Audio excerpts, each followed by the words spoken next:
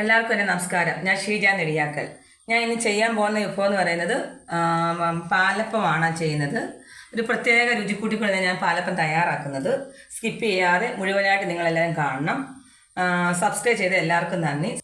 ഇനി സബ്സ്ക്രൈബ് ചെയ്യാനുള്ളത് സബ്സ്ക്രൈബ് ചെയ്യണം, ഷെയർ ചെയ്യണം, ലൈക്ക് ചെയ്യണം. നമുക്ക് അരി ആദ്യം ആട്ടാം. നമുക്ക് അരി നമ്മൾ ഒരു ഗ്ലാസ് അരി എടുത്തിട്ടുണ്ട്, കുതിർത്ത് കഴിയതാണ്. നമുക്ക് ജാറിനകത്തിട്ടിടാം. ഇത് 250 ഗ്രാം അരിയുണ്ട്. 250 അരി പറഞ്ഞില്ലേ. എന്നിട്ട് നമുക്ക് കുറച്ച് വെള്ളം ഒഴിക്കാം. അരി ആട്ടുമ്പോൾ നമുക്ക് കുറച്ച് വെള്ളം ഒഴിച്ചാൽ മതി.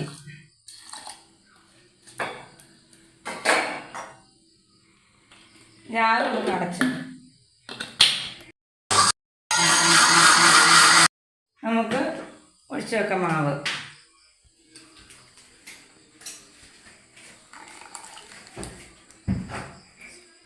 ഒരു തേങ്ങയുടെ അരമുറി തേങ്ങയാണിത്. പിന്നെ ഒരു തവി ചോറും ഉണ്ട്. ഇത് അപ്പത്തിനാണ്. ചില അവർ കുത്തും അരയ്ക്കാറുണ്ട്. ഇത് നമുക്ക് അരയ്ക്കാം.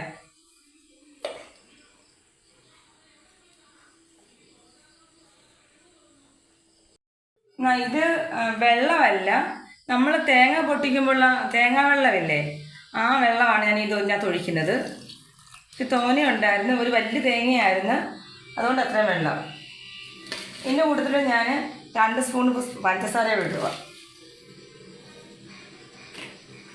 ഇനി നമുക്കൊന്ന് ആട്ടാം.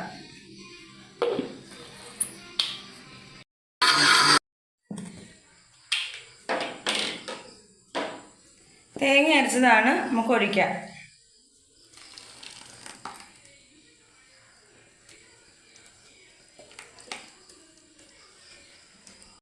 കലക്കി വെക്കാം.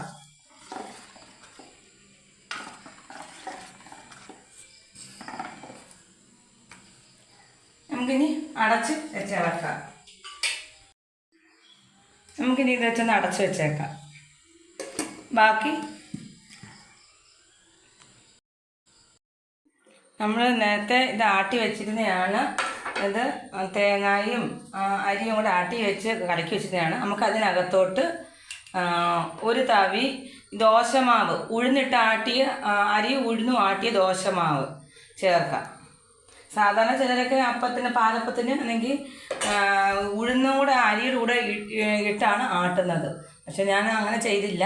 ഇച്ചിരി മാവ് ഉണ്ടായത് കൊണ്ട് ദോശമാവ് ശകലം ചേർക്കുവാണ്. എന്നാൽ നമുക്ക് കലക്കി വെക്കാം.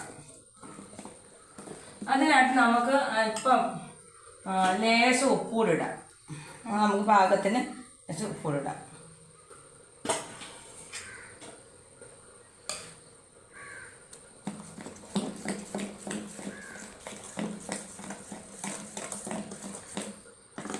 എന്നിട്ട് നമുക്ക് ഒരു 10 മിനിറ്റ് കഴിഞ്ഞിട്ട് നമുക്ക് കോരിയിടും. ഒരു 10 മിനിറ്റ് ഇങ്ങനെ ഇരിക്കണം. നമുക്ക് ഇനി ഒരു അപ്പച്ചട്ടി എടുത്തിട്ട് സ്റ്റൗ കത്തിക്കാം. എന്നിട്ട് അപ്പച്ചട്ടി ഒന്ന് ചൂടാവണം. ചൂടായിട്ടുണ്ട്. ഞാൻ ജസ്റ്റ് ഒന്ന് എണ്ണ തൂത്ത് കൊടുക്കുന്നതേ ഉള്ളൂ.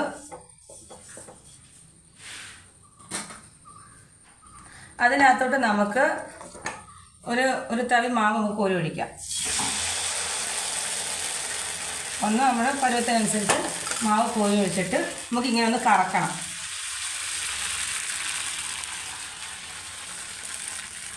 നമുക്ക് അടച്ചു വെക്കാം.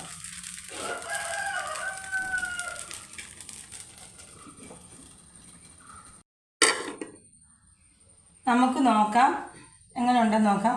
ഉണ്ട്. അപ്പം നന്നായിട്ട് മുരിഞ്ഞ് ഇളകി വന്നിട്ടുണ്ട്. നമുക്ക് ഇങ്ങോട്ട് ഒരു പാത്രത്തിലോട്ട് എടുക്കാം. അല്ല, അപ്പം നന്നായിട്ട് മുരിഞ്ഞ് വന്നിട്ടുണ്ട്.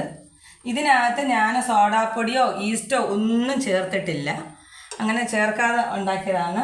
എല്ലാവരും പാലപ്പത്തിന് ഈസ്റ്റും സോഡാപ്പൊടിയൊക്കെ ചേർക്കും. ഞാനിതൊന്നും ചേർത്തിട്ടില്ല. ഇച്ചിരി ഉഴുന്നോ അല്ലെങ്കിൽ ഇച്ചിരി അരിമാവോ മാത്രം മതി. നമുക്ക് അടുത്ത ഒന്നുകൂടെ ഒഴിക്കാം.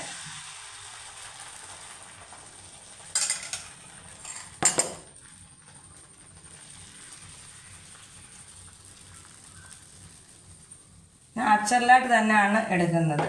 ഒരു കെമിക്കലുകളൊന്നുമില്ല, നാച്ചുറലായിട്ട് തന്നെ. നോക്കാം. കണ്ടേ ഇറങ്ങി ഇങ്ങനെ വന്നിട്ടുണ്ട്. ഉണ്ട്, നല്ല പൂ പോലത്തെ പാലപ്പമാണ് ഞാൻ ഉണ്ടാക്കിയേക്കുന്നത്. നൂല് പോലെ ഇരിക്കുന്നത്, നല്ല സോഫ്റ്റാണ്, നല്ല ടേസ്റ്റാണ്. ഒരു സോഡാപ്പൊടിയോ ഈസ്റ്റോ ഒന്നും ചേർക്കാതെ തന്നെയാണ് ഞാൻ ഉണ്ടാക്കിയിരിക്കുന്നത്. ഇതിൻ്റെ കൂടെ മുട്ടക്കറിയോ ഉള്ളിക്കറിയോ പപ്പാസ് ഒക്കെ ചേർത്ത് വേണം നമ്മളിത് കഴിക്കുന്നുണ്ട്. ഈ രീതിയിൽ നിങ്ങൾ തയ്യാറാക്കി കഴിഞ്ഞ് കഴിഞ്ഞാൽ ഇതേ രീതി തന്നെ നമ്മൾ തയ്യാറാക്കത്തുള്ളൂ. നിങ്ങളെല്ലാവരും ഇതുപോലെ തയ്യാറാക്കിയിട്ട് ഇതിന് കമൻസൊക്കെ അയക്കണം. സബ്സ്ക്രൈബ് ചെയ്ത എല്ലാവർക്കും നന്ദി. ഇനി സബ്സ്ക്രൈബ് ചെയ്യണം, ഷെയർ ചെയ്യാൻ അയക്കണം. ഇനി മറ്റൊരു വീഡിയോ ആയിട്ട് അടുത്ത ദിവസം വരാം.